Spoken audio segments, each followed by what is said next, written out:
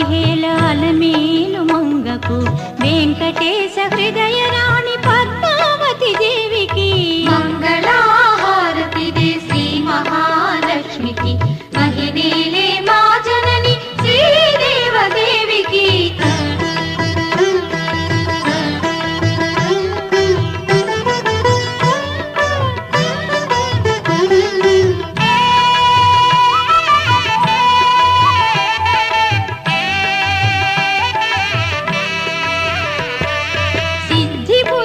గణపతికి శివశక్తి తేజునికి శీఘ్ర ఫలదాయకుడు శ్రీ